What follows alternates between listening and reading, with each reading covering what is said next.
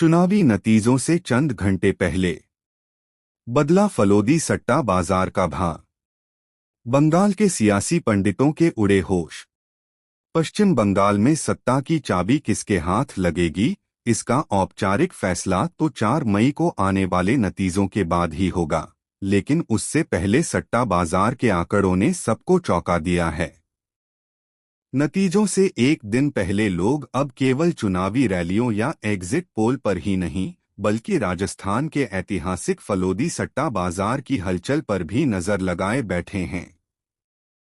रविवार को फलोदी सट्टा बाजार ने अपने ताजा भाव में ऐसा मोड़ लिया है जिसने तृणमूल कांग्रेस और भाजपा दोनों की धड़कनें बढ़ा दी हैं। नए आंकड़ों से टीएमसी खेमे में जहां थोड़ी निराशा हो सकती है, तो वहीं भाजपा के खेमे में नई जान आ सकती है। शुरुआत में दीदी अब भाजपा। बंगाल चुनाव की शुरुआत में फलोदी सट्टा बाजार टीएमसी की जीत को लेकर काफी आश्वस्त था। तब सट्टा बाजार ने टीएमसी को 158 से 161 सीटें मिलने का अनुमान लगाया था, वहीं भाजपा को 127 से 130 सीटों पर ही सिमटता दिखाया जा रहा था। लेकिन 29 अप्रैल को दूसरे चरण की वोटिंग और राज्य में हुए 92.47% के रिकॉर्ड तोड़ मतदान के बाद सट्टा बाजार के सारे समीकरण बदल गए हैं।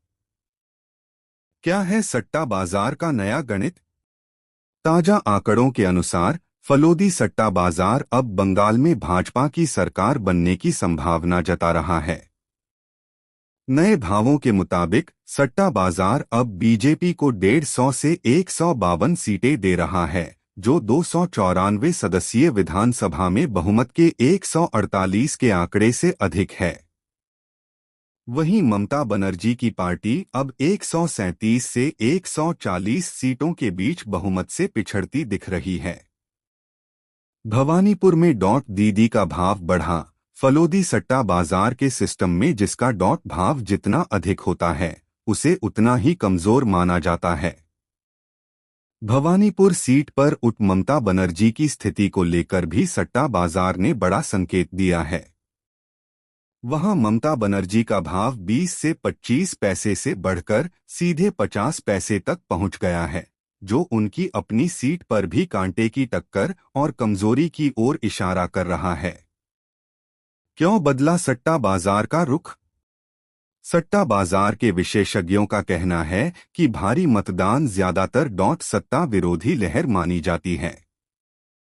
इसके अलावा भ्रष्टाचार के गंभीर आरोप, केंद्रीय कर्मचारियों से काउंटिंग कराने के अदालती फैसले और बीजेपी का आक्रामक ध्रुवीकरण अभियान ऐसा कारक हैं जिन्होंने सट्टा बाजार के दांव को पलट दिया है।